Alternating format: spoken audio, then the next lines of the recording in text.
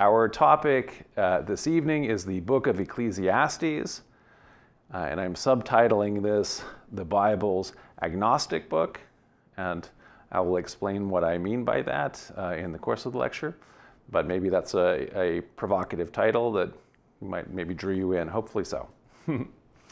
So, to everything there is a season. So Peter Seeger, who is an American folk singer and social activist, wrote the song Turn, Turn, Turn in 1959. So that song became an international hit when it was covered by a rock band, The Byrds, in 1965, in the context of the war that was being fought by the United States and its allies against the communists in Vietnam. And so to everything there is a season, turn, turn, turn, is the famous lyrics of this. So except for that title, Turn, Turn, Turn, which is repeated throughout, and then the last two lines of the song, the lyrics are more or less a direct quotation from the Book of Ecclesiastes, chapter 3, verses 1 through 8. So I'll read the lyrics as they paraphrase that text. To everything, turn, turn, turn. There is a season, turn, turn, turn. And a time to every purpose under heaven.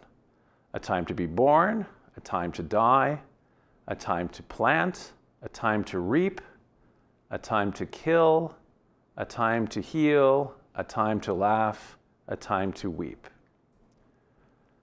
A time to build up, a time to break down, a time to dance, a time to mourn, a time to cast away stones, a time to gather stones together.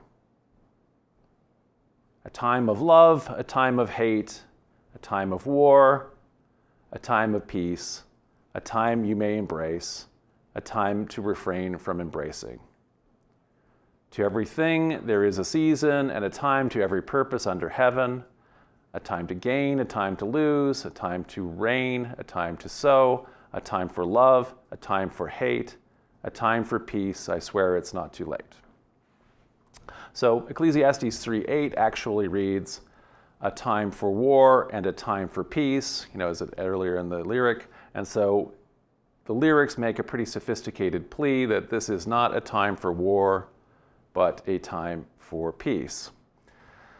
So 60 years later, where we are now, it's actually pretty difficult to imagine a song like Turn, Turn, Turn topping the charts, as people in the West no longer share a grounding in biblical text as a cultural touchstone, as a cultural foundation. There has been, since that time, a kind of general collapse of biblical literacy. So these quotation, which might have been very well known to regular people in an American folk singer circuit, now, if it weren't for the song, wouldn't be known.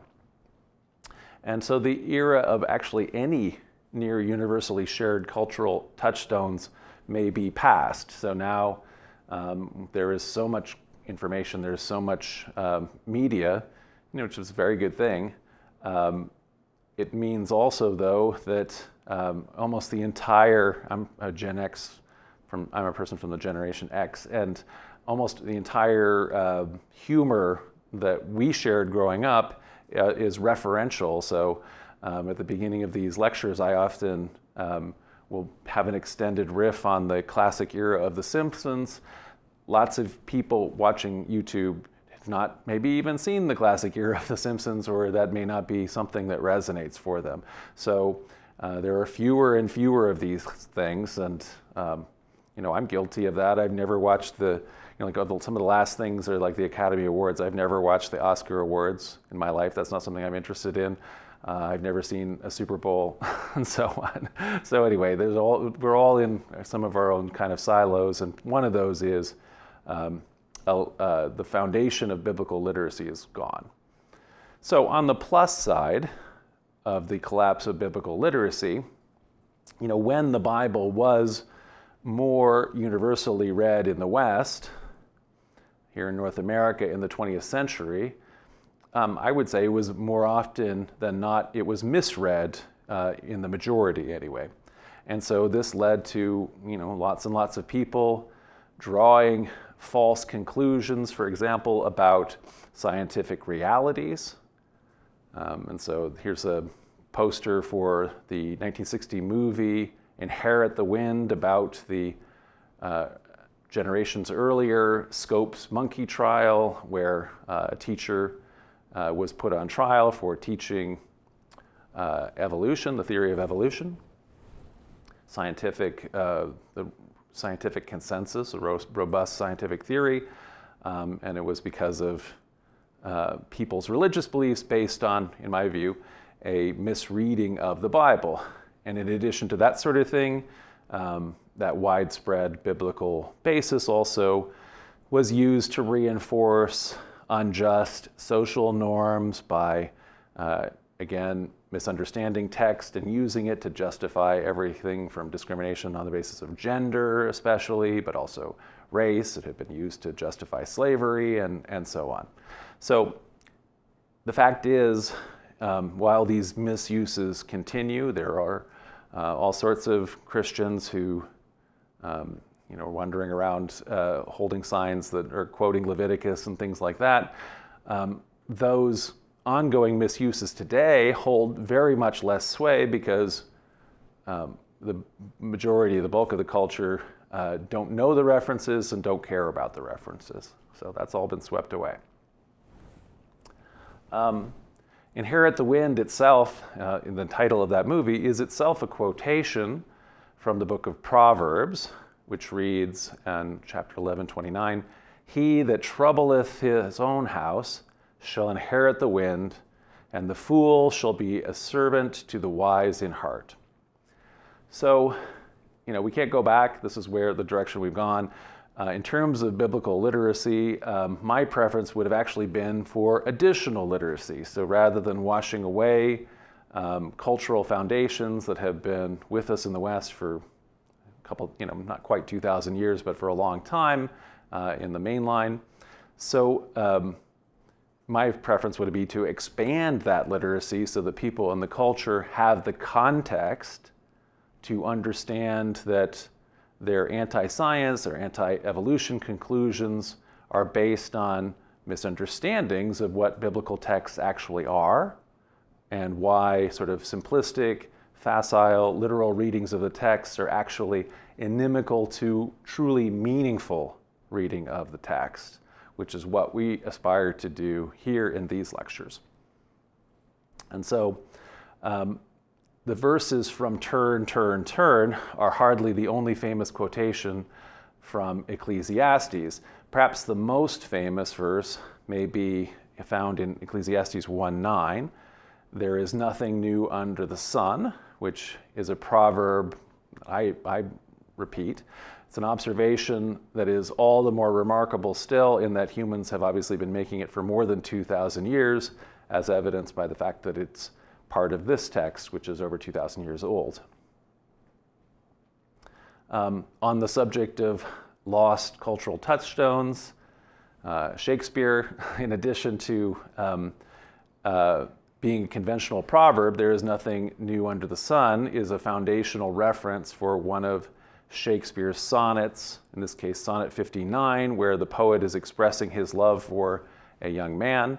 In that, Shakespeare says, "If there be nothing new, but that which is hath been before, how are our brains beguiled, which laboring for invention bear amiss the second birthing of a former child." So there's something, he is observing something beautiful, which appears new, and but nevertheless, it must be a rebirth of something that has existed in the past. And since there's no new, since beauty is something that's occurred in the past, it's just a cycle and cycle. So the sonnet goes on and continues that in that way. Another famous another famous quote is the central theme of Ecclesiastes, which is expressed in chapter 1, verse 2. "Vanity of vanities, all is vanity." And since that's the central theme, we're going to look at that line more closely. Another very famous quotation derived from the text, maybe the most famous, is kind of a misquote or a conflation of two quotations. So the phrase, "Eat, drink, and be merry, for tomorrow we die," that's not a direct quotation from Ecclesiastes, but part of that is in Ecclesiastes and part is another Bible verse. So Ecclesiastes 8:15 says, "Then I commended mirth, because a man hath no better thing under the sun than to eat and to drink and to be merry, for that shall abide with him of his labor the days of his life, which God giveth him under the sun." So a big theme here is what is happening, what is mortal life about under the sun? So we're not talking about the eternity of the divine. We're not talking about timeless God, but rather the mortal cycles of the created world under the sun, where humans have a mortal existence and everything is vain and repeated. So in that context, the author of Ecclesiastes is advising the people to eat and to drink and be merry. So while Ecclesiastes has that be merry part, for the part that is "for tomorrow we die" actually comes from the book of Isaiah, where in chapter 22, verse 13 we read, "And behold, joy and gladness, slaying oxen and killing sheep, eating flesh and drinking wine. Let us eat and drink, for tomorrow we shall die." Since that quote, as we always quote it, "Eat, drink, and be merry, for tomorrow we die," is not actually in the Bible. It's sort of interesting, or anyway, that it is. The full quotation is actually found in the Book of Mormon, where in the second book of Nephi it says, "Yea, there shall be many which shall say, Eat, drink, and be merry, for tomorrow we die, and it shall be well with us." So if you wonder where the quotation doesn't come from there, but the quotation exists there. All right. Many voices in the Bible. So because the author of Ecclesiastes has such a strong viewpoint that's so clearly at odds with other perspectives of other biblical authors, this text is going to provide a good example for us to kind of illustrate the fact that the Bible doesn't just speak with one voice.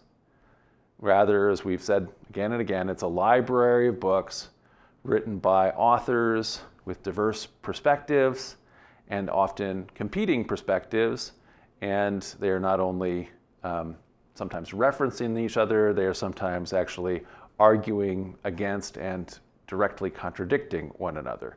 And an example just within the wisdom literature is the Book of Proverbs, which is mostly, and it's a collection of different texts that are brought together, but is mostly an older collection of the wisdom literature than Ecclesiastes. They're both attributed to Solomon, so they both claim that Solomon is their author, but they have very, very different perspectives. And in fact, Ecclesiastes is very much at odds with some of the wisdom that is provided in Proverbs. So let's just look a little bit at all of those voices that make up the Hebrew Bible. So in the rabbinic canon, which is the Tanakh, which is an acronym for the Torah, the Nevi'im, and the Ketuvim, so the law, the prophets, and the writings, that comes together in 24 books to make up the Hebrew Bible, the Tanakh, which is more than just the Torah, the 5 books attributed to Moses. Ecclesiastes is one of the books of writings. In the Christian Old Testament, this is the broader canon that is shared by Catholics and Orthodox, but includes books that the Protestants have thrown out of the canon, or called Apocrypha, and are maybe listed as the Apocrypha within their canon sometimes. This is based on the ancient Greek translation of the Hebrew Bible, known as the 70 or the Septuagint, And so in this case, the books are divided by category: the law, the histories, the wisdom, and the prophets. And in this case, Ecclesiastes forms part of the wisdom books within the Old Testament, the Christian Old Testament.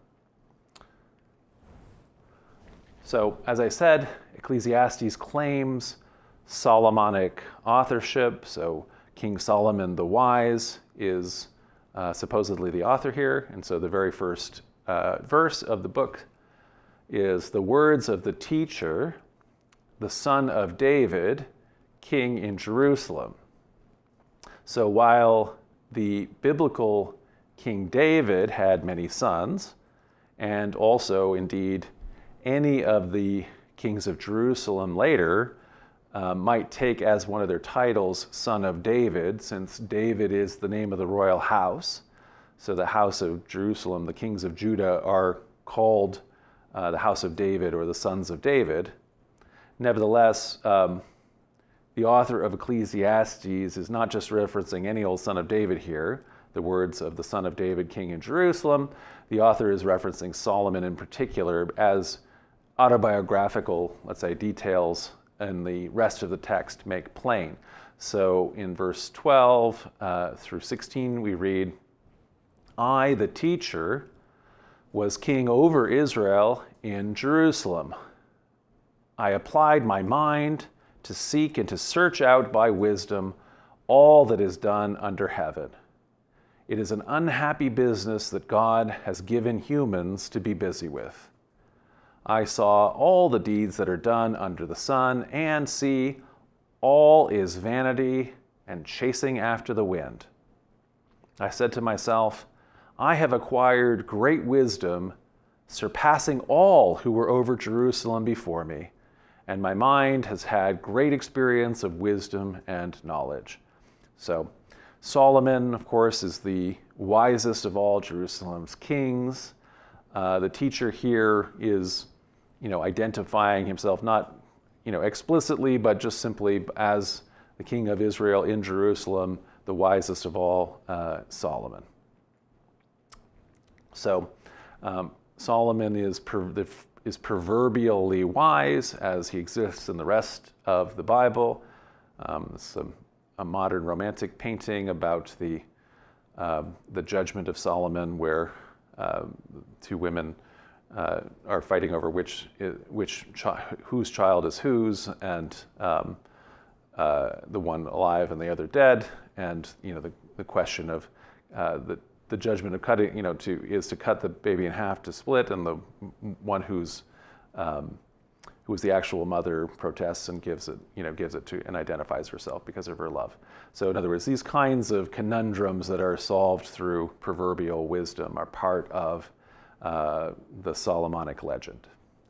The first book of Kings portrays Solomon as the son of King David by Bathsheba, and also as the eventual victor in a contested succession. So several of David's sons had rebelled against him and also were heir apparent and were older than Solomon. But Solomon, through courtly intrigue, is able to seize the throne. And once he does, he actually has a whole bloody purge where he kills a lot of his half-brothers and some of his father's generals and other courtiers. And so it's not a priestly narrative where Solomon is behaving, in this very noble way. It is definitely a courtly narrative, the kinds of things that happen in real courts of intrigue. Although I'm not suggesting that this is history, we'll see. However, when the Lord appears to Solomon in a dream, right after he takes power, the Lord asks, Solomon, ask what I should give you. And Solomon chooses wisdom above revenge or wealth or power. Solomon says, give your servant, therefore, an understanding mind to govern your people, able to discern between good and evil, for who can govern this great people of yours? the narrative continues. We're going to say, ding, ding, ding, this is the correct answer. That's the kind of thing that God wants to hear, and he doesn't very often in the Old Testament. So it pleased the Lord that Solomon had asked for this. God said to him, because you have asked this, and have not asked for yourself a long life or riches, or for the life of your enemies, but have asked for yourself understanding to discern what is right, I now do according to your word. Indeed, I give you a wise and discerning mind. No one like you has been before, and no one like you shall arise after you. So again, that's, I think, identifying, especially with what we read in Ecclesiastes, the wisest of all. There's not going to be anybody that wise, and so it's Solomon. I give you also, the Lord says, though, what you've not asked, both riches and honor all your life. No other king shall compare with you. Okay, so Solomon, in the rest of the text, becomes famous as the builder of the first temple, the Jerusalem temple. David had been able to assemble the materials needed, but had not been permitted by God to build that, so that the Ark of the Covenant had been kept in the mobile tent tabernacle up until this time. So, despite his association with the temple and despite all of that wisdom that he got, the book of 1 Kings portrays Solomon in his old age as falling into very serious errors, actually. So it says in chapter 11 that King Solomon loved many foreign women along with the daughter of Pharaoh, Moabite, Ammonite, Edomite, Sidonian, and Hittite women, from the nations concerning which the Lord had said to the Israelites, you shall not enter into marriage with them, neither shall they with you, for they will surely incline your heart to follow their gods. And so this is a very common theme, a favorite theme of the authors of the Deuteronomistic school. So this is the books that make up Joshua, Judges, 1st and 2nd Samuel, 1st and 2nd Kings. They very much are in favor of Yahwehism only. So you were to have no other gods but Yahweh, and the way that you and when you then turn from Yahweh and start worshiping the other gods, the scapegoat or the blame is often for foreign women that have been married to the judges or later the kings. So the result of Solomon having all of these foreign wives is a restoration of paganism, of the worship of the many gods, and that includes setting up idols and shrines, including ultimately all around the temple and in Jerusalem. It says, when Solomon was old, his wives turned away his heart after other gods, and his heart was not true to the Lord his God, as was the heart of his father David. So even his heart is turned now to all of the other gods. So Solomon followed Astarte, the goddess of the Sidonians, and Milcom, the abomination of the Ammonites. So Solomon did what was evil in the sight of the Lord and did not completely follow the Lord as his father had done. Then Solomon built a high place for Chemosh, the abomination of Moab, and for Molech, the abomination of the Ammonites, on the mountain east of Jerusalem. He did the same for all his foreign wives, who offered incense and sacrifice to their gods. And then the Lord was angry with Solomon, because his heart had turned away from the Lord, the God of Israel, who had appeared to him twice, and had commanded him concerning this matter, that he should not follow other gods, but he did not observe what the Lord had commanded. So despite some pretty direct revelation here, Solomon has turned into the number one sin of the Deuteronomistic history. So according to this school, who assembled and edited together these texts like 2nd Kings here, or 1st Kings, misfortunes, including things like being invaded by foreign aggressors and losing battles to them, those all happen as a result of falling away from Yahweh, as a result of idolatry. That's the very simple formula of why is there calamity and why isn't there calamity.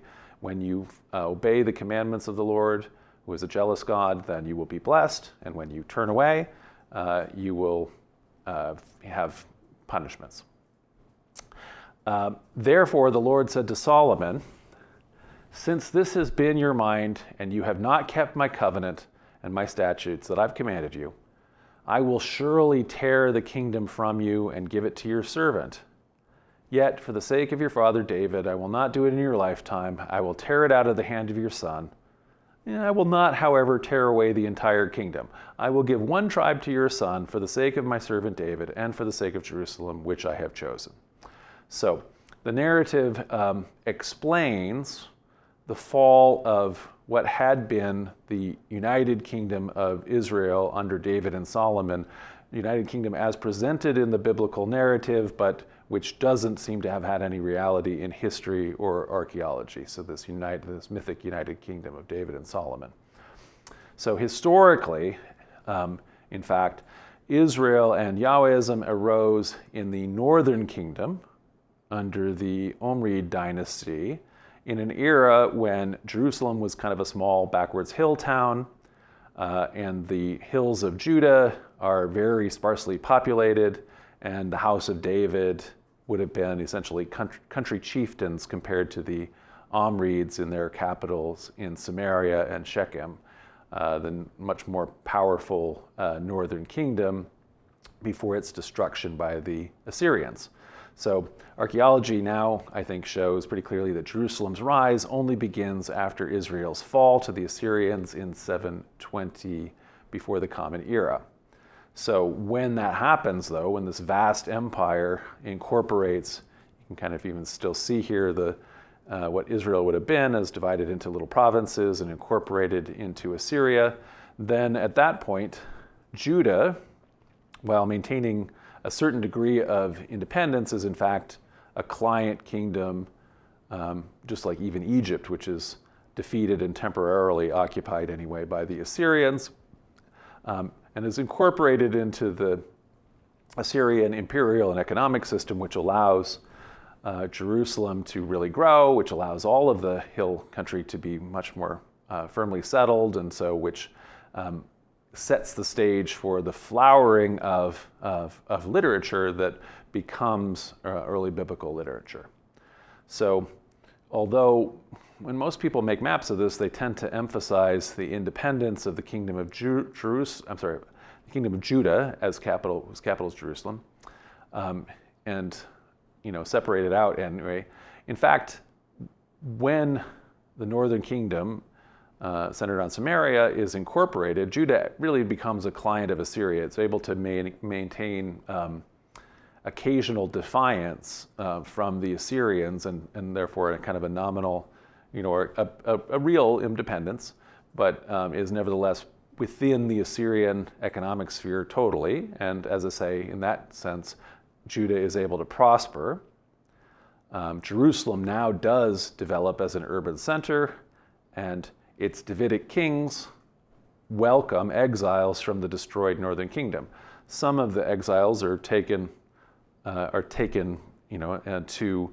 and resettled in Mesopotamia, in the heart of the Assyrian Empire. They become the elite that are the lost 10 tribes. Some make their way south, where they continue to have a kind of independence under Judah, and then the bulk of the peasant population of the north obviously stay there, and are now just incorporated into the Assyrian provinces that are ruled directly by Assyria. So the beginnings of this great literary output that ultimately results in the Bible took place in Jerusalem at the end of this period, the end of the First Temple period, which ends in 587 or 586, when the Babylonians destroy the First Temple. So in the writing of all this stuff, the patrons of these courtly narratives like I just read from the Book of Kings, about courtly intrigue, the intrigue of Solomon, those are written for the court of the kings of Judah, the kings in Jerusalem, and those kings are the patrons. And so because they are the patrons, the royal house's name, David, inspired authors to create entire cycles of stories about David as a character. And so, although there may have been a historical David, because David is the name of the royal house, it's the house of David, David is more an eponymous mythic hero. So in other words, we have that name, we don't necessarily know anything about him other than that's the name of the house. And so then all of these stories are written to honor the present day kings who share that name. Something similar may be at work for Solomon. So at the heart of the royal complex in Jerusalem is the king's palace and the temple. And that temple may have been already associated historically somehow or with a legendary builder known as Solomon. And so as these courtly stories are being composed, stories about Solomon may have been written inspired by a name that is associated with the temple. And so that would be my suggestion for how do we understand David and Solomon. There are names about which then stories are written many generations after when they would have lived. So if they then, David and Solomon, lack much historicity, traceable historicity apart from their names and their primary association, so David with the royal house, Solomon with the temple, David and Solomon then are not actually the authors of any of the books that are attributed to them. So David didn't write the various psalms that are Psalms of David. They're written in his name by later writers. And likewise, the many books that are written that are attributed to Solomon, Proverbs, the Song of Solomon, Ecclesiastes, the Wisdom of Solomon, the Psalms of Solomon, both of which are in the the Apocrypha, as opposed, if you're Protestant, you might not you might not know Wisdom of Solomon and Psalms of Solomon, but they're in the extended Septuagint canon of the Hebrew Bible. So to just kind of put this into context of our first and second temple periods, kind of the biblical era. So we always start on the left over here with this Bronze Age collapse, which caused so much change when the Hittite Empire falls, the Philistines invade Canaan, and so many Bronze Age society, including the Minoans and the Mycenaeans, collapse. The Sea Peoples move, and they maybe are the people who become the Philistines who arrive there. There is the Greek Dark Age that is at this time, and this, in that same kind of time period, is when this legendary or mythical united monarchy would be set. It's a time period when Israelite tribes, that are remembered to have been led by judges or chiefs, are emerging from their Canaanite neighbors and are in fact the same as their Moabite and Canaanite and Ammonite and Aramaic neighbors, the the Phoenicians. So the Philistines are actually themselves losing whatever their original language was, and they are since they're just conquerors that have local Canaanite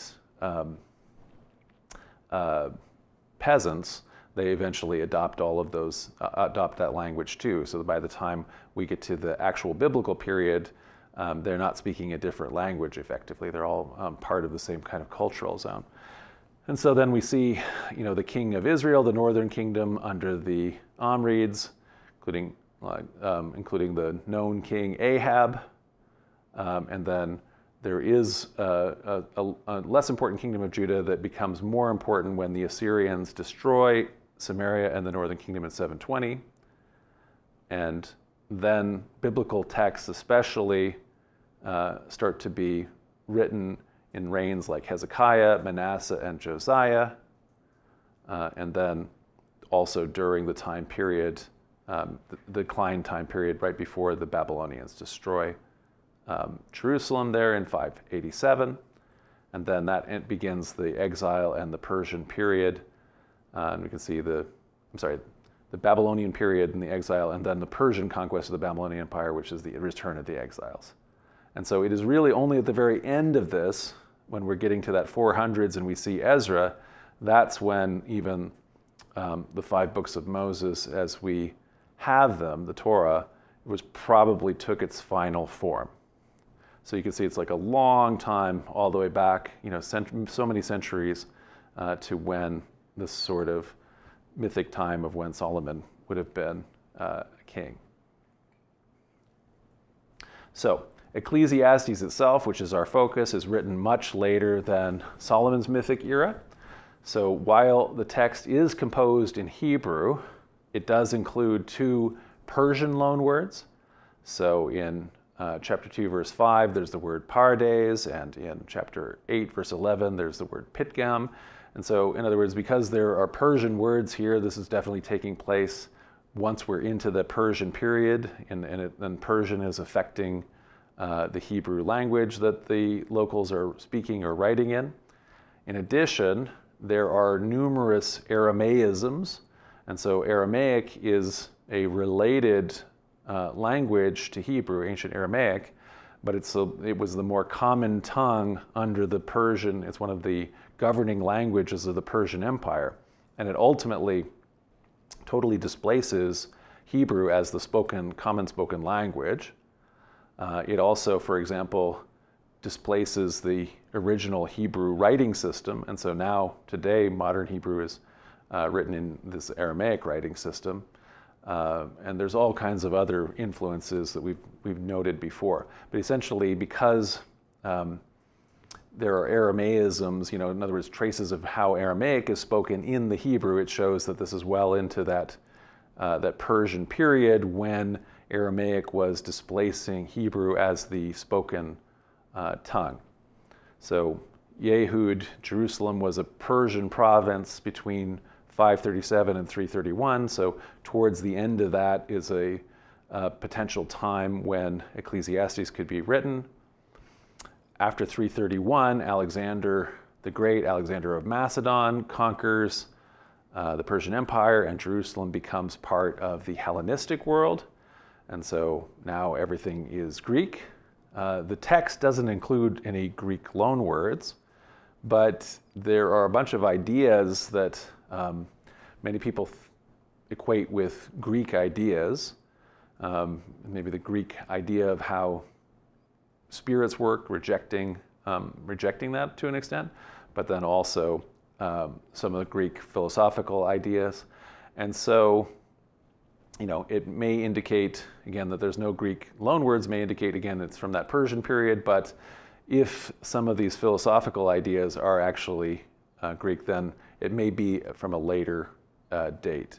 So it may be in the late 300s or in the 200s. What we do know is by the time we get to the 180s, the 170s, the text exists and it's pretty widespread and well known. So by then, the book of Sirach, Ben Sira, in Egypt, a Jewish author in Egypt, quotes Ecclesiastes, so at that point it's well known and he's got a copy of it. And also, dating from that time, we have a manuscript or a fragment of a manuscript of Ecclesiastes is one of the Dead Sea Scroll fragments. And so, in other words, the book is already widely circulating at that point. So maybe it's written in the 200s or something like that. So if we look at a period of when this could be, the Second Temple period chronology from that original period of the Babylonian captivity, the proclamation of Cyrus, the king of the Persians, that the exiles can go back, the rebuilding of the temple, the building of the Second Temple is setting up that Persian period, which is marked here in red. So that's when Ezra is active. It's when books like Malachi, the last book in order anyway in the Old Testament that is written.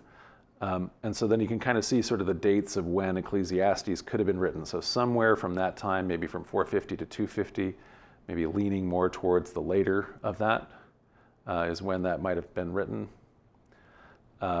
which is still before books like Daniel, one of the last Old Testament books to be written. And you can kind of see when Sirach there and the Dead Sea Scroll manuscript of Ecclesiastes are there. So in other words, when we know it already exists. And it's part of the Septuagint translation that is coming from that Hellenistic period, which is divided between rule by the Ptolemies and rule by the Seleucids. So So that should ground us in when this text is coming from. So what is this name, Ecclesiastes? So the book's name here in English is derived from the Latin version of the Greek translation of the title that the author gives himself. So we sometimes see that translated as the teacher, and so in the New Revised Standard Version, this name Ecclesiastes is translated as the teacher. Martin Luther translated it as the preacher. And so we read in that first verse, the words of the teacher, the son of David, king in Jerusalem. So the word in the original Hebrew is kohelet, which means assembler, that is to say, or gatherer. That is the person who is leading a kahal, an assembly. And forgive my pronunciation of all that, but anyway, it's rendered in Greek. That same assembly word is rendered in Greek as ecclesia, so assembly. And so Christians then use that same word, ecclesia or assembly, to mean church, and that's why our adjectives in English like ecclesiastical mean church-related, because ecclesia means assembly, it means church, and the leader of that assembly is the Ecclesiastes. And so that's what the word actually means in English, the English name. So interestingly, despite the claim that the author is the son of David, that he's Solomon, the title Kohelet that he gives himself is actually the feminine form of the word in Hebrew for the person leading the assembly. So it's teacher, but a female teacher. The most likely explanation is that the author is identifying himself with wisdom personified, with holy wisdom.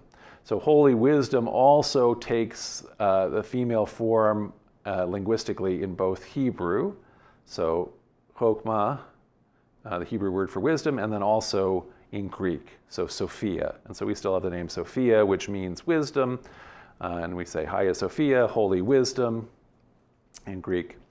And so wisdom is personified as the divine feminine in the Hebrew Bible, and probably here by calling himself the teacher female and also identifying himself symbolically, I think, here with Solomon. The teacher is the author of Ecclesiastes, I think, is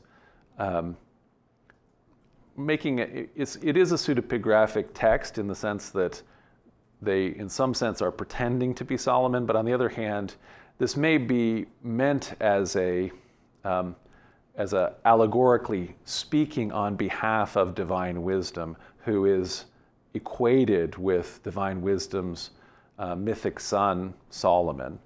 The teacher, again, being feminine, being wisdom herself.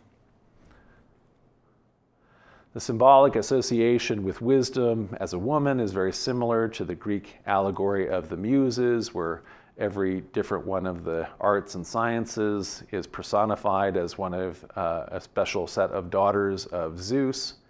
And the word we have, museum, is named for a temple, famous temple of the Muses in Alexandria, which is the center of becomes the center of Hellenistic culture, the great library of Alexandria, the museum. So this symbolic association, though, combined with the author of Ecclesiastes' ambiguous feelings about the utility of spending your life learning wisdom. So even though Ecclesiastes is wisdom literature, the theme of Ecclesiastes is vanity, all is vanity. And included in that is spending all your time, like he did, studying wisdom, learning wisdom. That's also vain. So that may provide an allegorical explanation for an ugly passage of the text that has often been read literally as an endorsement for misogyny. So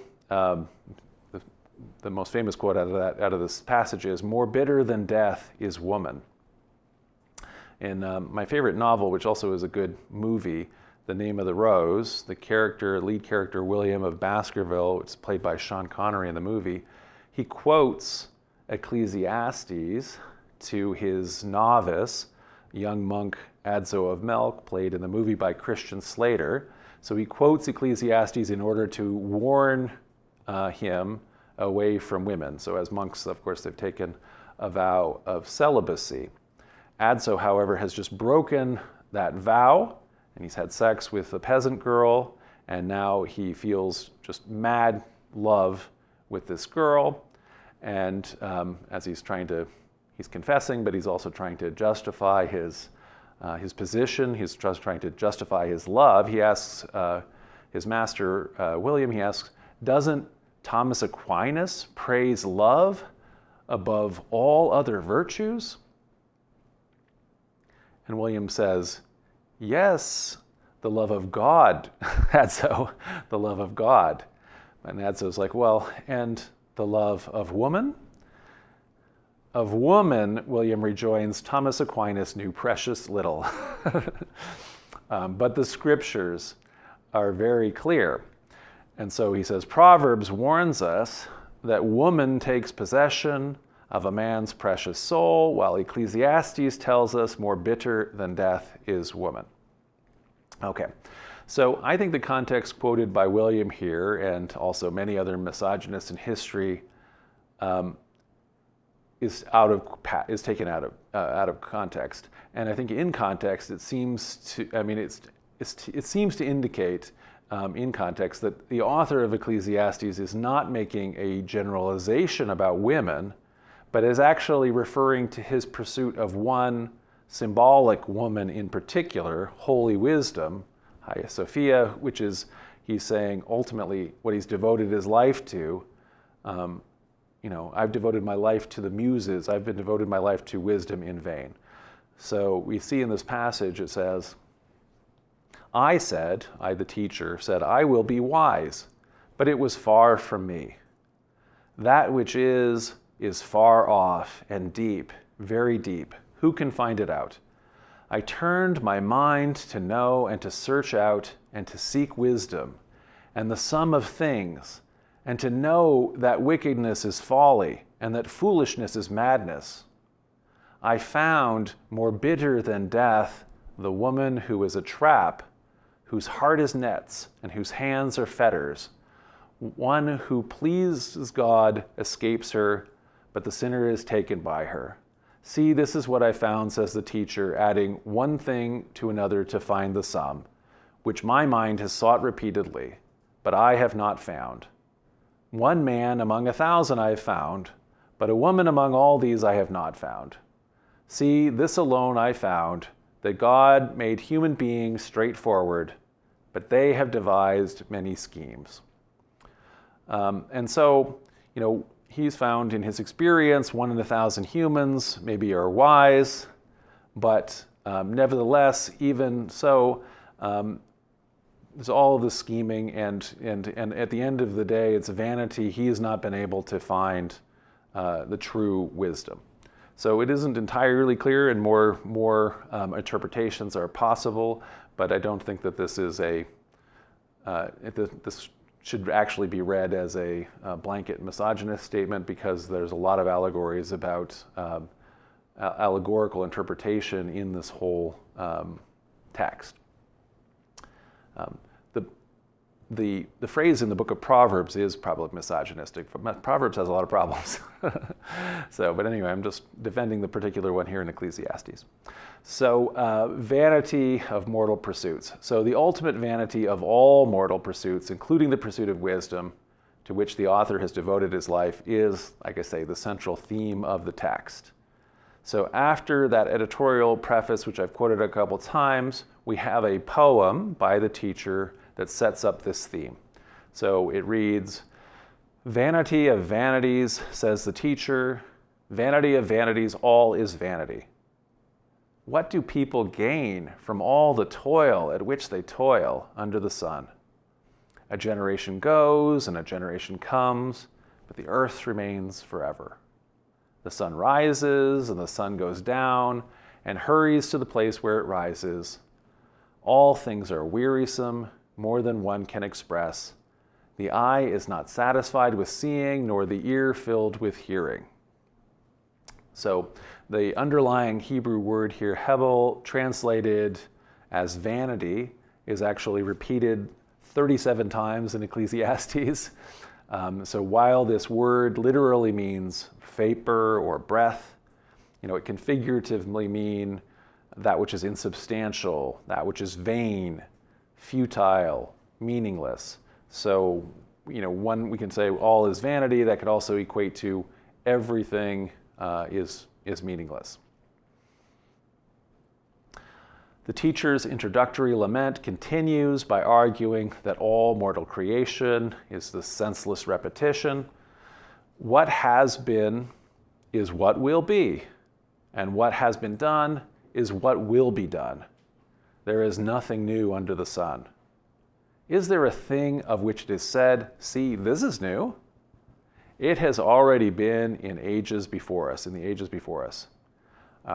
So people continue to share that lament today. So we observe again and again that everything goes in cycles, and every time you think you've come up with something new, look it up. There's already a .com for that. The introductory lament concludes by observing that none of us actually will ever be remembered. So we will all be forgotten. The people of long ago are not remembered, nor will there be any remembrance of people yet to come by those who come after them. So this last bit of vanity, or the meaninglessness of any mortal's works in the face of eternity's infinite duration, is echoed powerfully in Percy Shelley's famous poem Ozymandias, that was first published in 1818. It's where we get the phrase, look on my works, ye mighty, and despair. I met a traveler, this poem reads, from an antique land who said, two vast and trunkless legs of stone stand in the desert. Near them, on the sand half sunk, a shattered visage lies, whose frown and wrinkled lip and sneer of cold command tell that its sculptor well those passions read, which yet survive, stamped on these lifeless things. The hand that mocked them and the heart that fed, and on the pedestal these words appear. My name is Ozymandias, King of Kings. Look on my works, ye mighty, and despair. No thing beside remains. Round the decay of that colossal wreck, boundless and bare, the lone and level sands stretch far away. And this is a partial statue of Ramesses II, for whom the Ozymandias is a memory of his name of Ramesses coming through the Greek. So it may well have been be well and good for pagan pharaohs like Ramses or Ozymandias to despair that their works will be forgotten. But, okay, Ecclesiastes is a biblical text, right? So what about the promise of eternal life? So the teacher here, the author of Ecclesiastes, is also skeptical of this.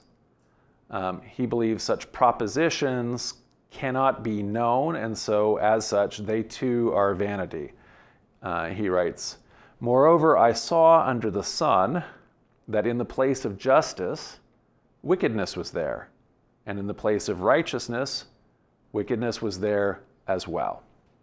I said to myself, God will judge the righteous and the wicked, for he has appointed a time for every matter and every work. I said to myself with regard to humans that God is testing them to show that they are but animals. For the fate of humans and the fate of animals is the same. As one dies, so dies the other. They all have the same breath, and humans have no advantage over the animals, for all is vanity. All go to one place. All are from the dust, and all turn to dust again. Who knows whether the human spirit goes upward and the spirit of animals goes downward to the earth? So I saw there is nothing better than that all should enjoy their work, for that is their lot, for that is their lot. who can bring them to see what will be after them? So in the observable world, the author of Ecclesiastes is arguing here, all mortal bodies died, human and animals alike. They all return to the dust. We observe that. So for the teacher here, the idea that the humans may have an eternal spirit that ascends to heaven, something that is being posited, for example, especially by Greek philosophers, that's unknowable. We can't experience that. That's part of the unknowability as far as the Ecclesiastes is concerned. And therefore, he considers it to be vanity to even speculate about that. The teacher advises thus instead that we should be happy in our work, which is our lot, because the rest is unforeseeable. So we have looked in the past, at the inheritance from the early Bible, from the First Temple period, and so on. And so when we've seen that, for example, in the Torah and the earliest books of the Bible, there really isn't a lot of talk about eternal life. So when God makes a covenant with Abraham, God doesn't say, if you obey my commandments, when you die, you'll go to heaven and you'll have eternal life with me. There is no such promise in the Abrahamic covenant. Instead, the promise given to Abraham is long life, and Abraham ends up living 175 years. Great wealth, which Abraham achieves, and above all, posterity. The promise that Abraham will be made a great nation by having descendants that are more numerous than the stars of the sky, more numerous than the grains of sand on the beach. And so, like I say, as we've seen in previous lectures, afterlife in the oldest parts of the Bible, to the extent that it exists or is understood or is thought of at all, is more or less being portrayed as being asleep in a kind of literal physical underworld that is called Sheol, where your spirit is in permanent slumber unless a necromancer wakes you, as happens just in one instance when the prophet Samuel is woken. He's very upset about it too. But otherwise, people are resting in the bosom of Abraham. You're sleeping with your fathers. So for that time period, in a lot of these Bronze Age societies and early Iron Age, the continuity of clan, in a tribal society, was more important than personal immortality. So the clan continues. The clan increases and becomes a great nation. However, while the promise of perpetual posterity, being a great nation, maybe was a sufficient promise for Abraham and maybe even the Davidic kings, as we move into this newer era of the first millennium, a later first millennium of the before the Common Era, what's sometimes called the Axial Age, individuals who are now they're not just part of little clan tribal units, but are now part of, in some cases, vast world empires, or pretty great empires anyway, like Persia. They start wondering about their own fate. Kin and clan is no longer as big a deal once you're part of such a vast state. And so this is where ideas about afterlife become a real focus.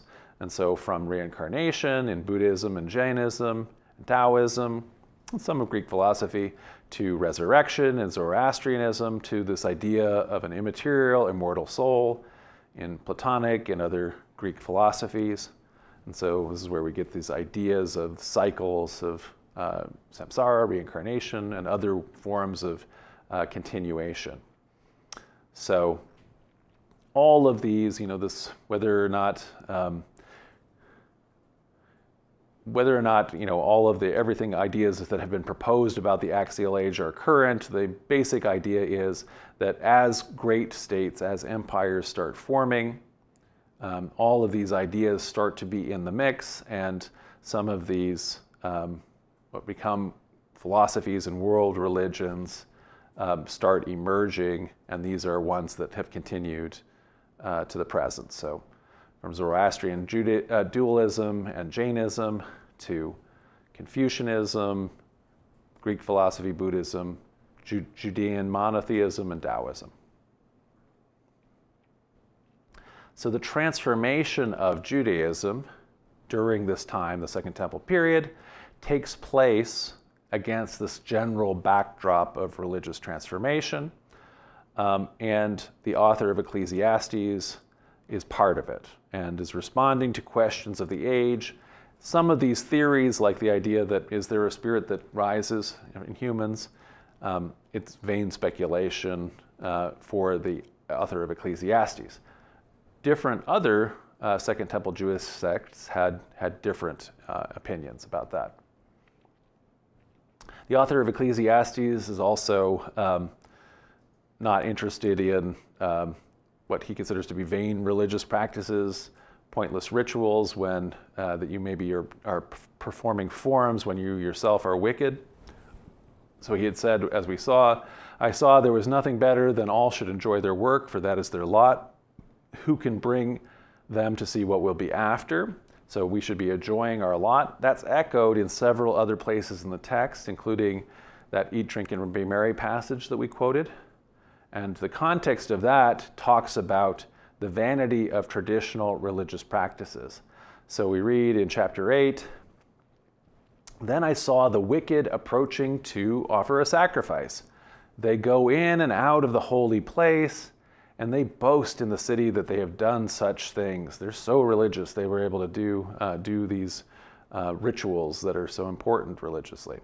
This also is vanity.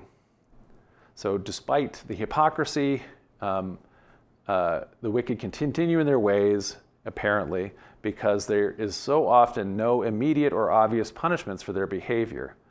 So he continues, because sentence against an evil deed is not executed speedily, the human heart is fully set to do evil. Though sinners do evil 100 times and prolong their lives, yet I know it will be well with those who fear God, because they stand in fear before him. But it will not be well with the wicked, neither will they prolong their days like a shadow, because they do not stand in fear before God. So he's still hopeful, but nevertheless, it seems like a lot of wicked people are prospering and not being immediately punished. So this brings about the theological problem of evil, or brings up the theological problem of evil, which is one of the major concerns of reflective wisdom literature like Ecclesiastes and the Book of Job.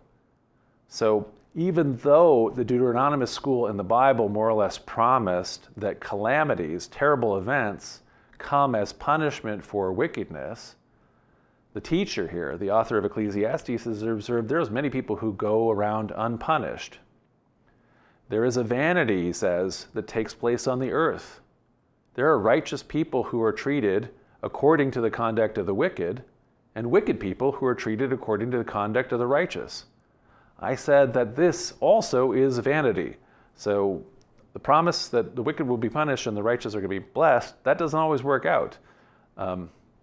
This unjust reality leads to the teacher's famous advice, so I commend enjoyment, for there is nothing better for people under the sun than to eat and drink and enjoy themselves, be merry, for this will go with them in their toil through the days of life that God gives them under the sun. So a lot of times people have argued, well, here in the Bible is a promotion or advocacy for hedonism, a philosophy of hedonism. So is hedonism, which is to say the pursuit of pleasure, that the meaning of life is pleasure, is that being advocated here in the Bible?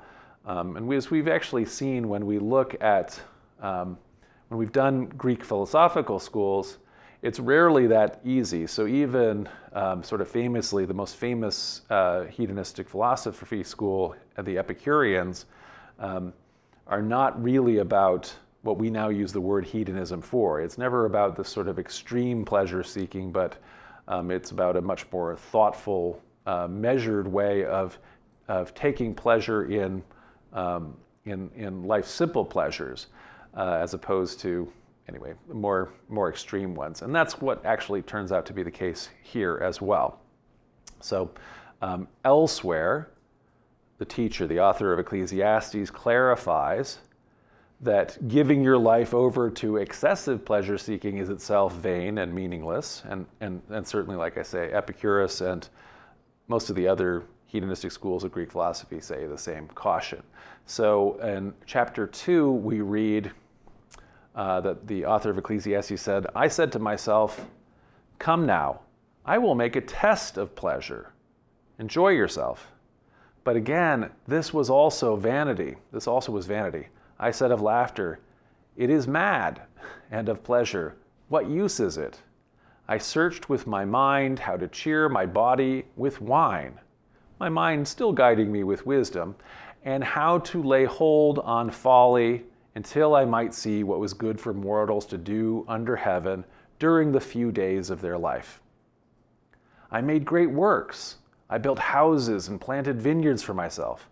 I made gardens and parks and planted them with all kinds of fruit trees. I made myself pools from which to water the forests of growing trees. I bought male and female slaves, and I had slaves who were born in my house.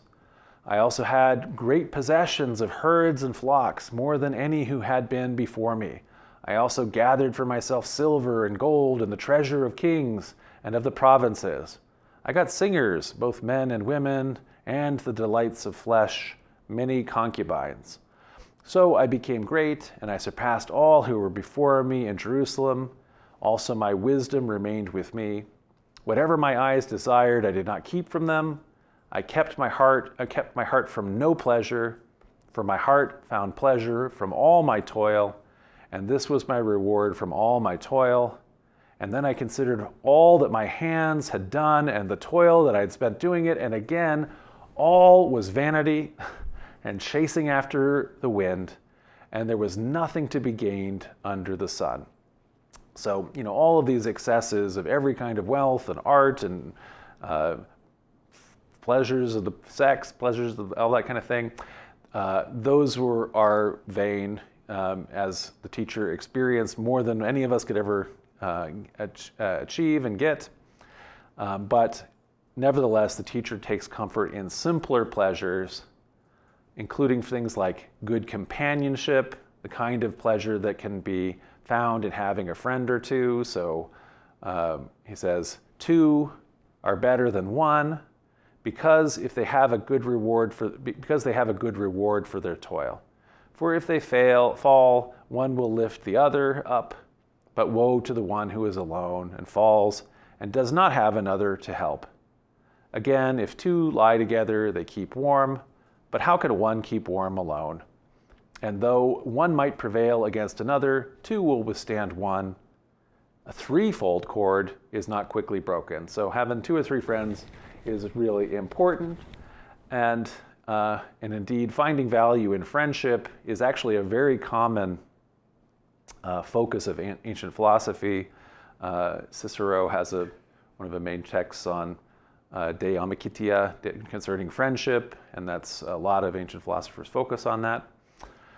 The teacher also recommends, actually though, enjoying life with and loving your spouse. Enjoy life with the wife whom you love all the days of your vain life that are given you under the sun, because that's your portion in life and your toil at which you toil under the sun. So nevertheless, there's limits to what you can expect, no matter how wise you are or how strong you are or however much you prepared for the future. The teacher says, again, I saw that under the sun the race is not for the swift, nor the battle to the strong, nor bread to the wise, nor riches to the intelligent, nor favor to the skillful, but time and chance happen to them all, for no one can anticipate one's time. Like fish taken in a cruel net, or like birds caught in a snare, so mortals are snared at a time of calamity when it suddenly falls upon them.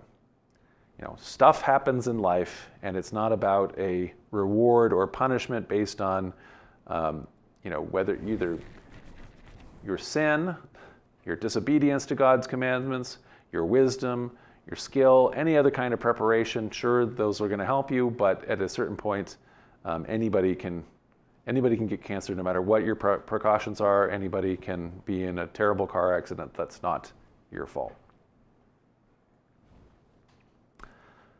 So I subtitled this lecture, "The Bible's Agnostic Book," not because the author is agnostic about the existence of God, but rather because the author is agnostic about claims made by other biblical authors about God, and about, for example, meaning in the works of life as presented by other biblical authors.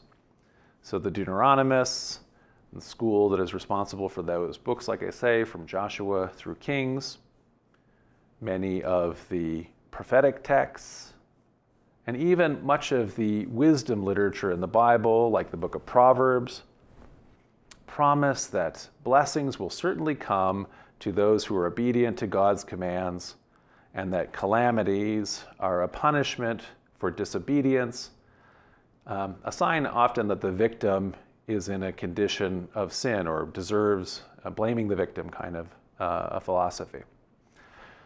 So for example, many of the sayings in the Book of Proverbs promise that if you obey their precepts, if you follow holy wisdom, that's going to lead to great prosperity. So for example, in Proverbs chapter 3, we read, the author here acting, again, pretending to be Solomon, says, "My child, do not forget my teaching, but let your heart keep my commandments, for the length of days and years of life and abundant welfare they will give you." Similarly, in Proverbs chapter 3, we are promised concerning holy wisdom that long life is in her right hand, and in her left hand are riches and honor. If you are following her precepts, these are both your rewards. So, like some of the authors of the Book of Job, we've had a whole lecture on the Book of Job, and it's actually a composite of multiple authors, but some of them share the kind of perspective here in Ecclesiastes. The author of Ecclesiastes disagrees with that kind of wisdom. In his observed experience, quote, "There are righteous people who are treated according to the conduct of the wicked, and wicked people who are treated according to the conduct of the righteous." The teacher, the author of Ecclesiastes, is also deeply skeptical that we can know there's an afterlife where the righteous will be rewarded and the wicked finally will be punished. But while his skepticism leads to the conclusion that everything is vanity, it's all ultimately meaningless, the text is not pessimistic, but instead advocates for appreciating a moderate life, well lived, whatever you're able to do in your limited days under the sun. And so this text, I think, is showing us very clearly that rather than speaking with one voice, the many texts of the Bible have distinct perspectives. They are in dialogue with each other, and from my perspective, they are also inviting you into that conversation. Some of them are trying to demand obedience, but others are arguing against that. And so, I'll just end there. That is my what I wanted to say about Ecclesiastes as the Bible's agnostic book. And Leandro will look for your questions. I'm going to get a glass of water.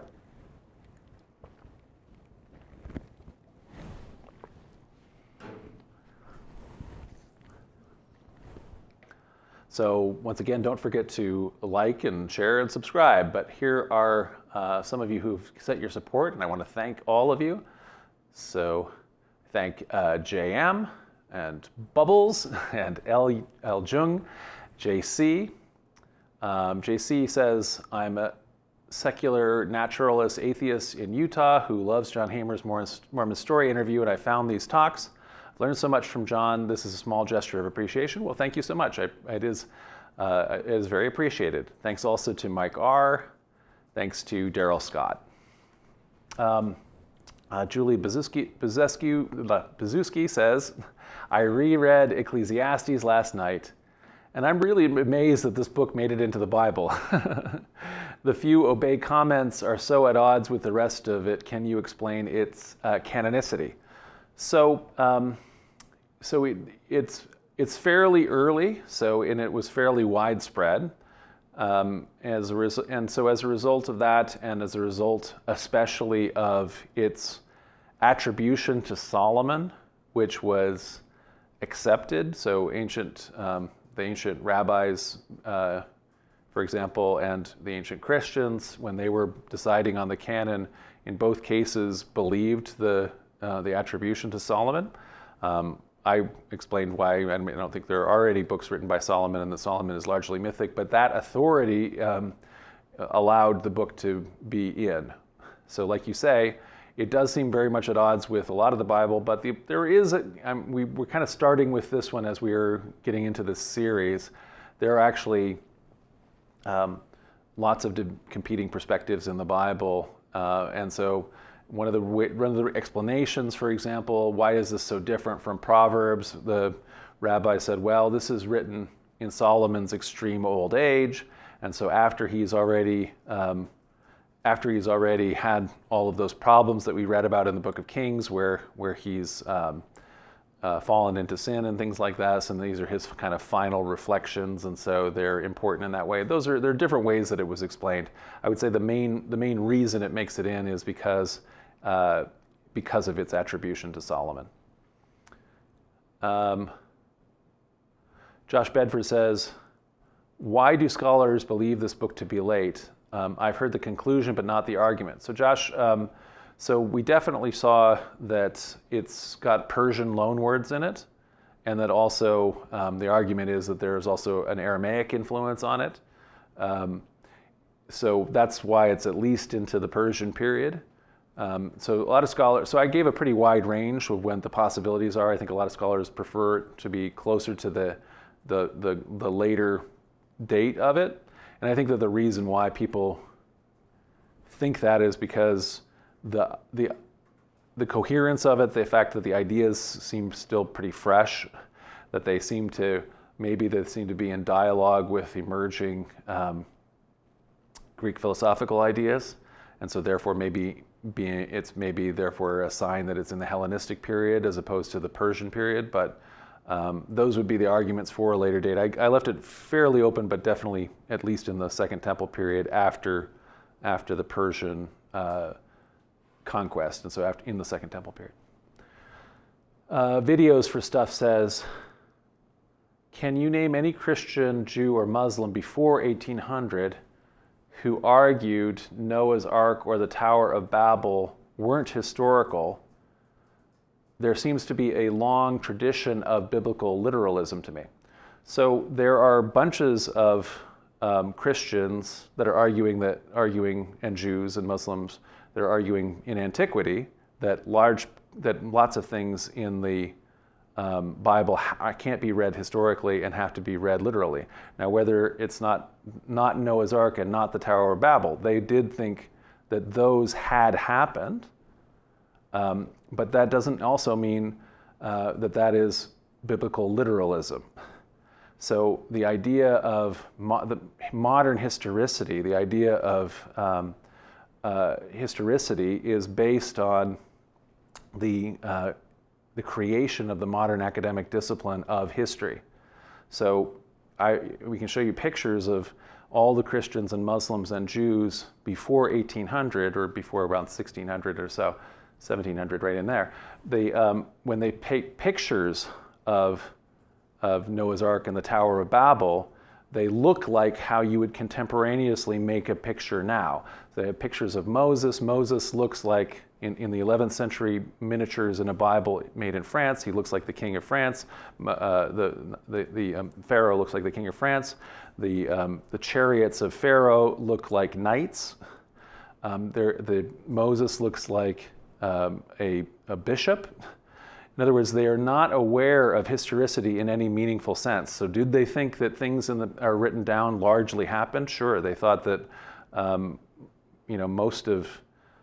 lots of Greek mythological things happened. Lots of things were just assumed to have happened until we have the invention of the academic discipline of history. Then there is the idea of historicity.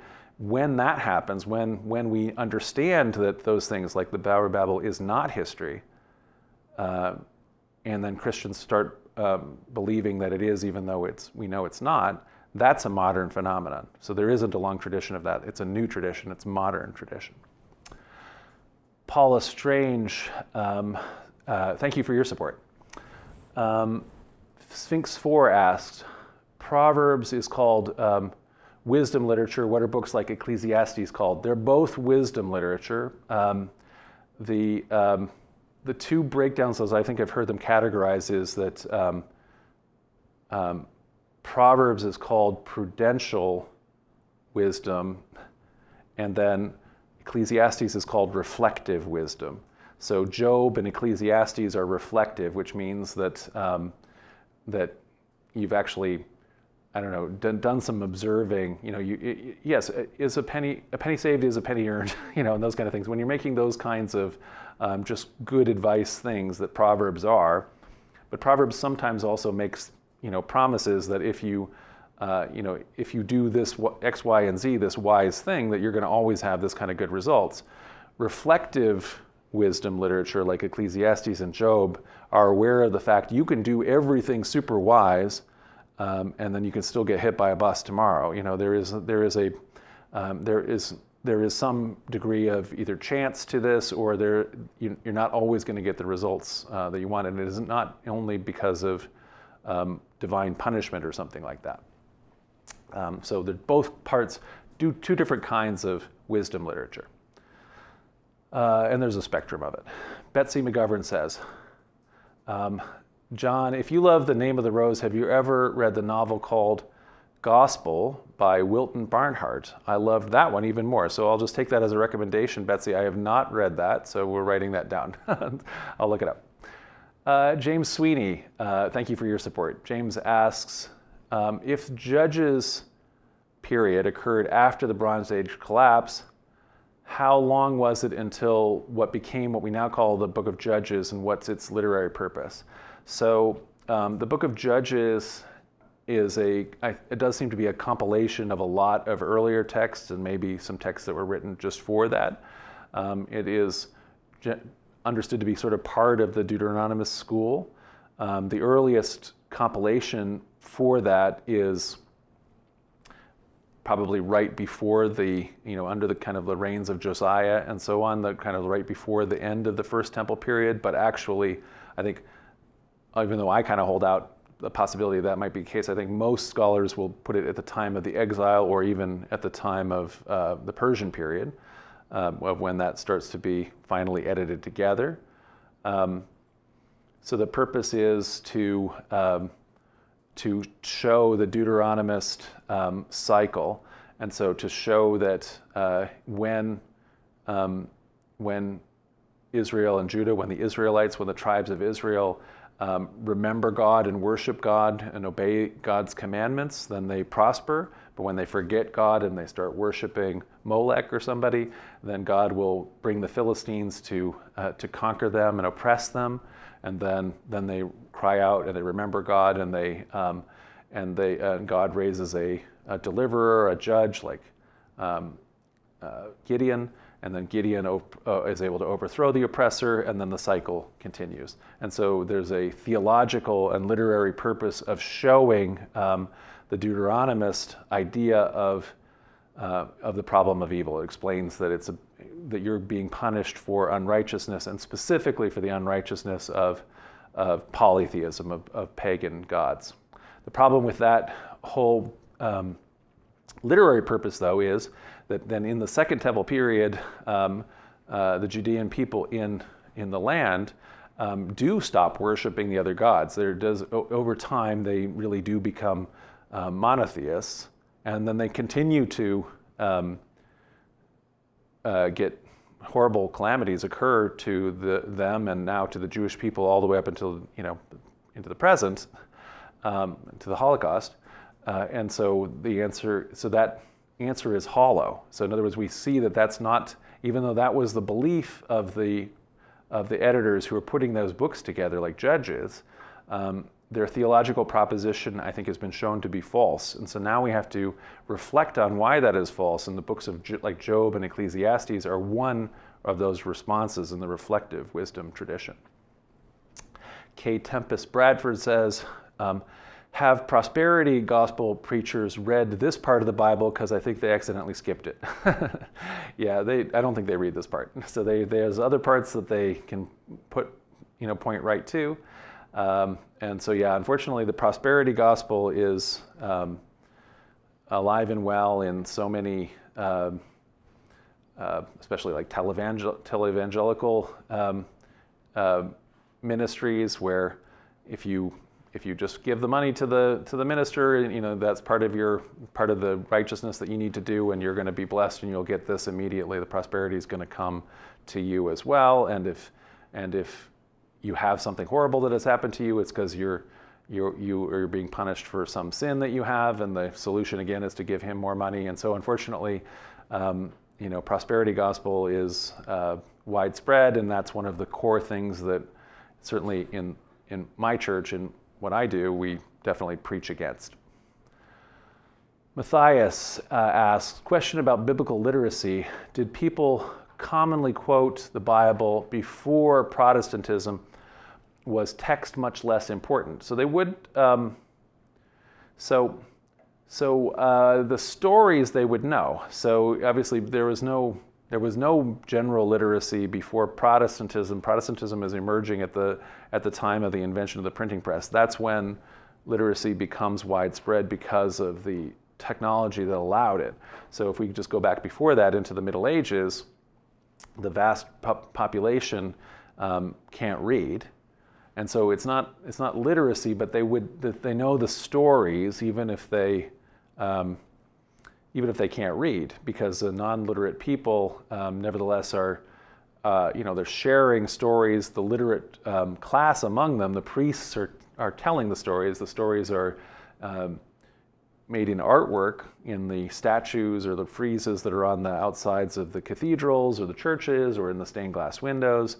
And so there's all sorts of memory aids. The people are having passion plays, so the stories are being shared in other ways. So they know that there would be more awareness of the story, but they're maybe not quoting the Bible because it's not being.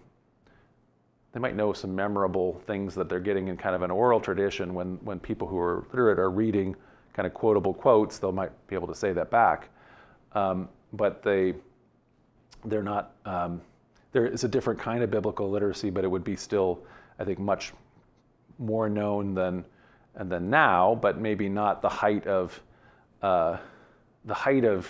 Protestantism, when all the focus was the Bible, and the Bible, everybody had a Bible, and nobody had any other book, and school was done with the Bible. That's going to have been kind of the height of it. So probably the peak is sometime in the Victorian era.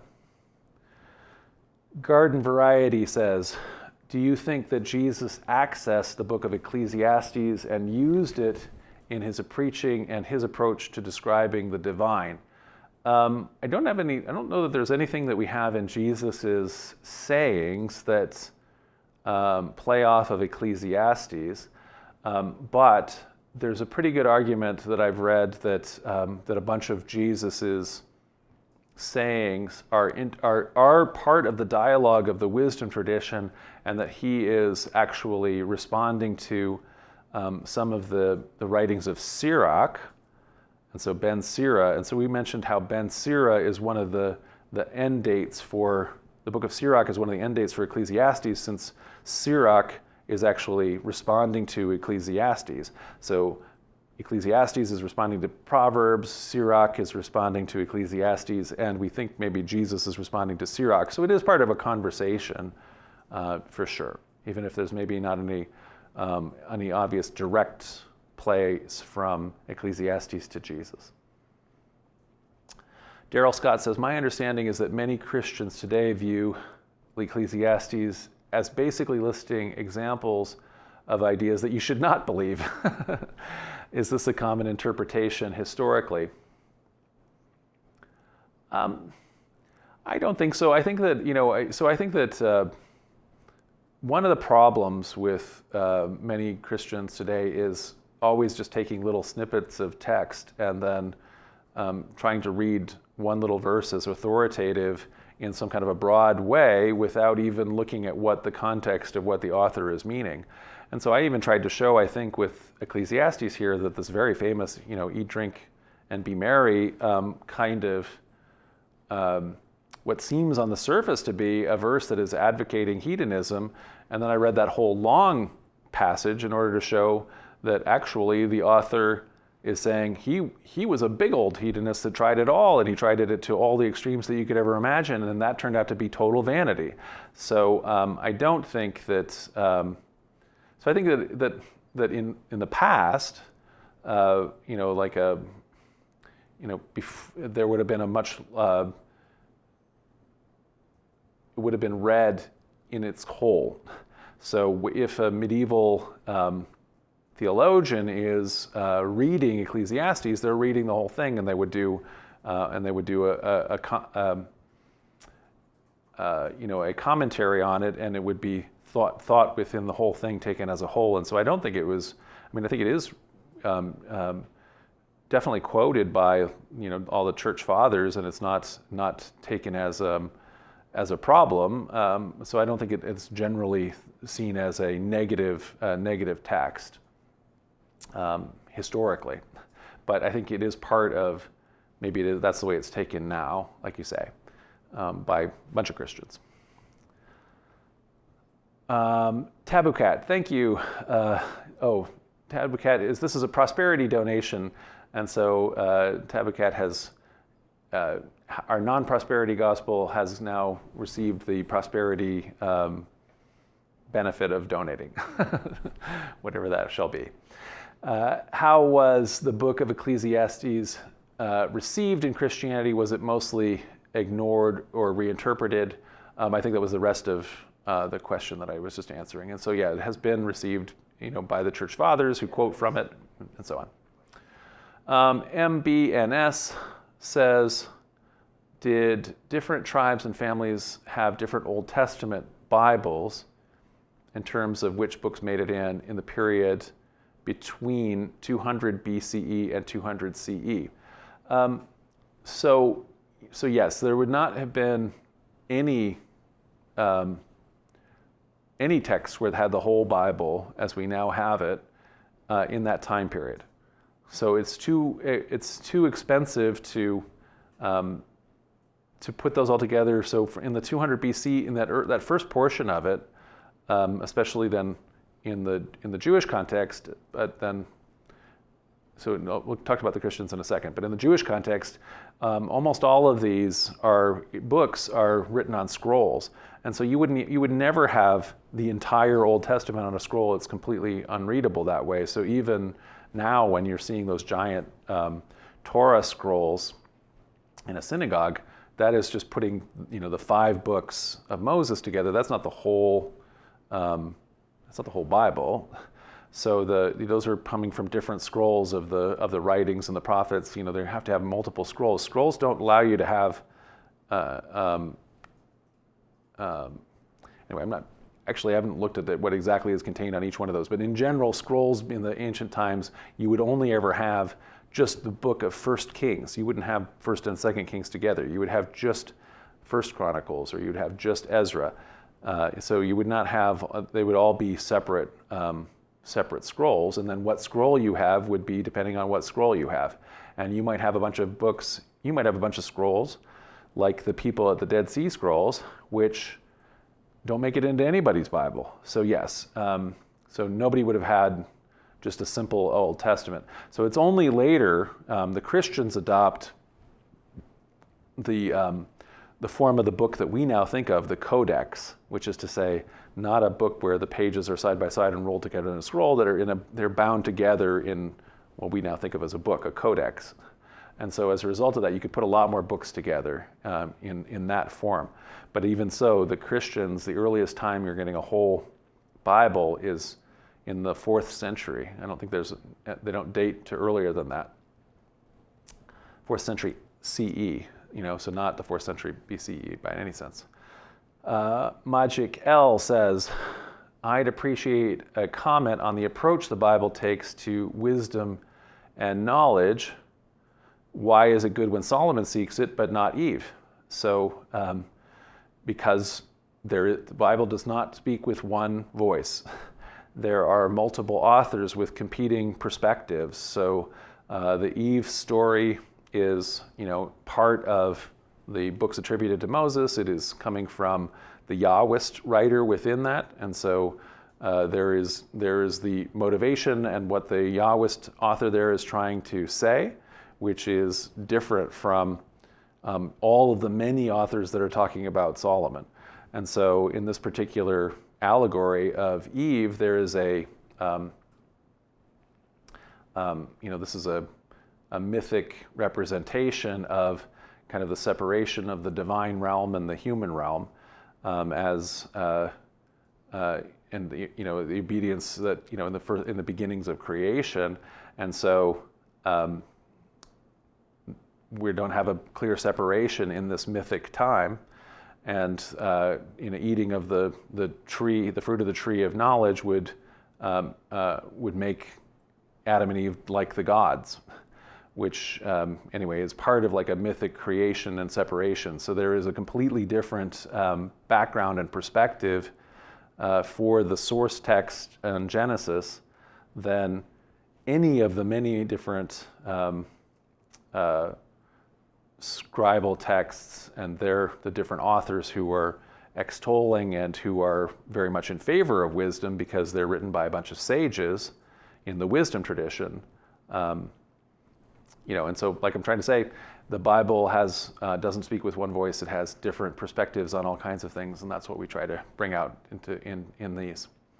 Tasty Music says, is the Tower of Babel narrative not reinforced by the Sumerian account of Enki's confusion of the tongues and the Greek account of Zeus's rule over men being spoiled by Hermes' confusion of speech? So what that shows is that the same kinds of myths exist in many cultures. It's reinforced in the sense that it's an interesting ideological myth. So ideological myths are myths that explain why things are the way they are. So people walk around and observe, not everybody speaks the same language as me. Why is that? And so then you have to come up with an explanation for that when you don't have any kind of scientific explanation. They don't have the science of linguistics at the time. And so that is made through sacred narrative or myth, ideological myths that are explanatory. And so you create a narrative story of how that happens. And so the same problem exists or is observable in all ancient cultures, and then they come up with stories sometimes that are similar with each other or not to explain it. But what we can say is that there never was a time when all human beings spoke one language. That the language was, as humans were evolving sentience and were evolving language, they were in multiple different clan groups that would have been coming up with different languages, all of which then would have been, different from each other. There was never one time when everybody was all civilized and living around a tower speaking the same language, and then God suddenly made all the languages different. That's an ideological myth to explain why there are all these different unrelated languages. Cool Music says, if polytheism puts a hierarchical order to their multiple gods, how does it ultimately differ from monotheism? So Cool Music, it may not ultimately differ. So realistically, this has always been. So monotheists have always made a huge deal about this, going all the way back to the Bible. But in a lot of ways, the concern here is very nominal. So if you are already having semi-divine beings or celestial beings that are not mortal, like angels, then that's already... You're already not fully, there's not already just God. There's already something else going on in the heavens. And many polytheists, so I've been to a Hindu temple and here in the Toronto suburbs, and the leader there, we were there I was there as a Christian, and we were in an interreligious grouping, and as they were kind of welcoming, they were also saying, they were saying we also, and I know that it doesn't seem like it because we have however many millions of gods, we are also monotheists because we recognize one source of the divine, of which, let's say, all of the many gods are emanations or incarnations, and so it really isn't different because we all come from the same source, the same divine creator, and I tend to agree with that. So I think that it's a conceptual differentiation as opposed to one that is as super important as monotheists have sometimes made it out to be. Michelangelo says, how does the author explain the existence of arbitrary chance and also an all-powerful God? Did the author think that God plays dice with the universe, or that he is not all-powerful? So we definitely saw that the author is showing that they observe arbitrary chance. In other words, that this is not how God is operating. God is not operating on a strictly reward and punishment basis, like the Deuteronomistic Bible says. But the author doesn't, however, explain the conclusions I think that you're talking about. So we can't know God's purpose. It doesn't mean that God is not all-powerful, that God is not the source of everything, that God hasn't created a wonderful creation that is allowing people to enjoy their time under the sun, limited as it is, but that God's purposes beyond that are unknowable. So to your saying, how does the author think that God plays dice, or God is not all-powerful? I don't think that there is any kind of speculation like that on the part of the author. The author is, we kind of explored whether the author is a hedonist or a type of moderate hedonist, but actually what the central theme I think that the author has here is that the author is a skeptic to an extent, and skepticism is a philosophical position that is the most defensible of all philosophical positions. You aren't, once you start going out on a limb and speculating that the source of everything is the ultimate good, the ultimate immaterial form of good, who it is also love and all loving and all those things, now you're opening yourself up to a lot of philosophical counterattacks and counter-arguments. But if you are simply saying this is unknowable and we can't know, that, which I think is what the author of Ecclesiastes is saying, then they're not saying God is not all powerful. It's just beyond our knowledge of why this all is this way. John Soar says, are there overtones of karma in the Bible? Karma seems to be impersonal, yet Jesus says, if you judge, etc., so you shall be judged. So yeah, there's going to be lots of different perspectives of everything, and so in this, like you say, the perspective of the teacher of Ecclesiastes is not the same as the perspective of Jesus. And I'm going to say the problem with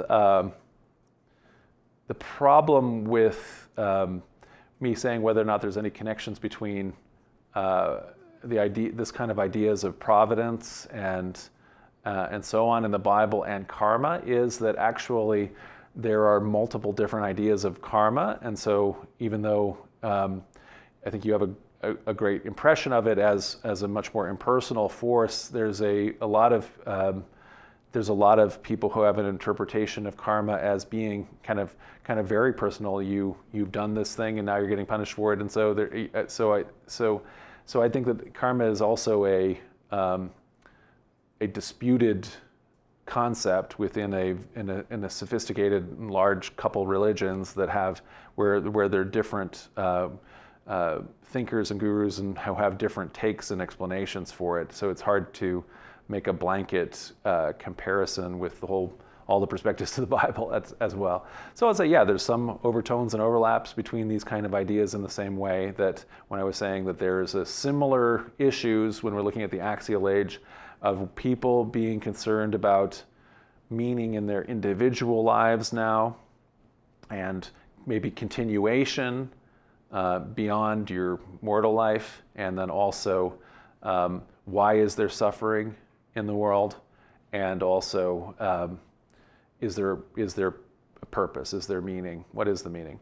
And so so I think that all of those are coming up, and are similar needs that everybody's feeling, and then there's some overlaps between the very large conceptual ideas that are some of the ideas that are the answers or the potential answers that are being offered to those questions.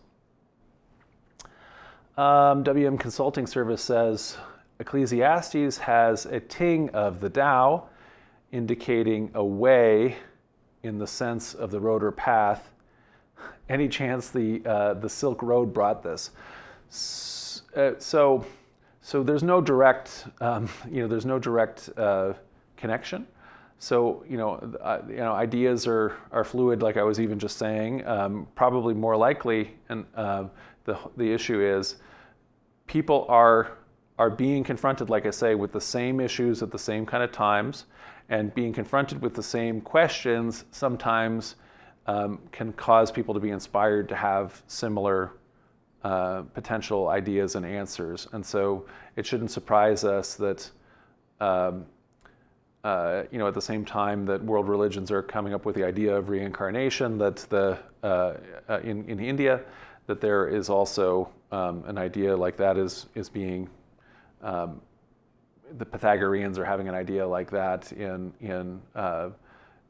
ancient Greek Italy, and so it doesn't necessarily mean that there's a direct influence of one or the other, and so like the Silk Road, that's a little early, I think, especially for the Taoism to have had that influence, but I think instead there's similar concerns and similar ideas that emerge.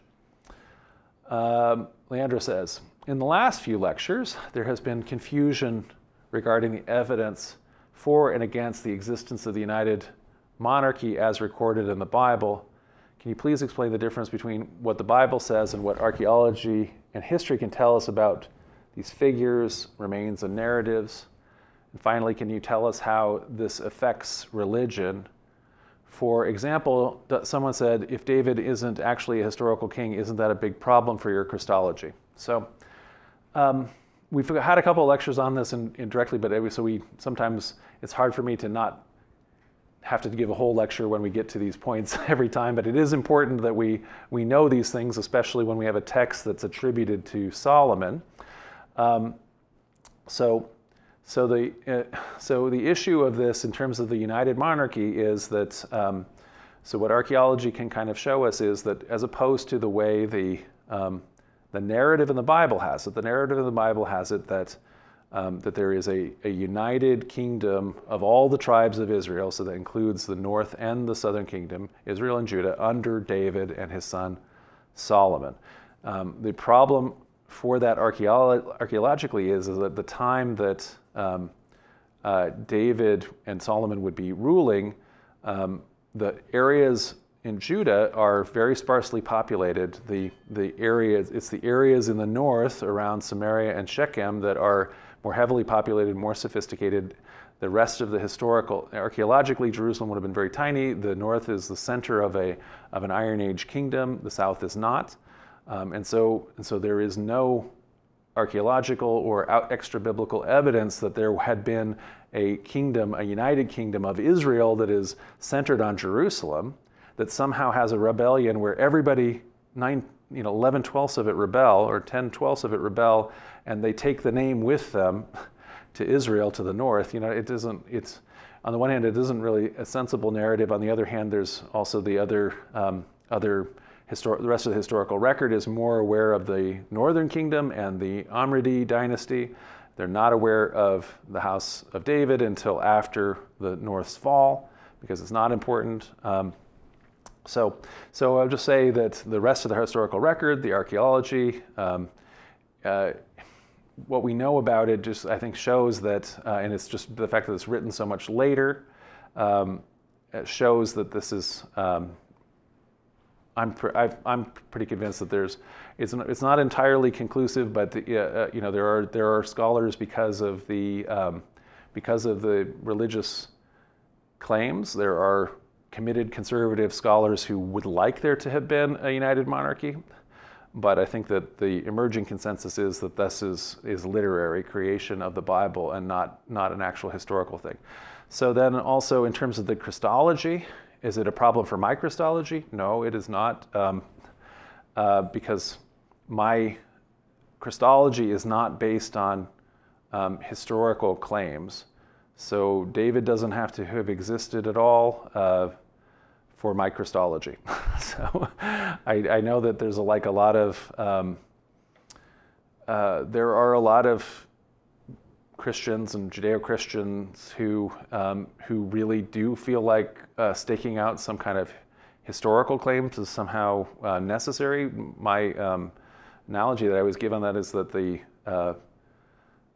parable that Jesus has of the wise man building his house upon the rock, or of their relationship with God, which Christology is talking about in the Christian way that we understand God through our understanding of Christ as a person of the triune God, the rock, and then the sands of history, which are only known through academic disciplines. That's not where what we're doing is based on that. That's simply something that we learn about to understand the context for sacred text that is part of our lived tradition.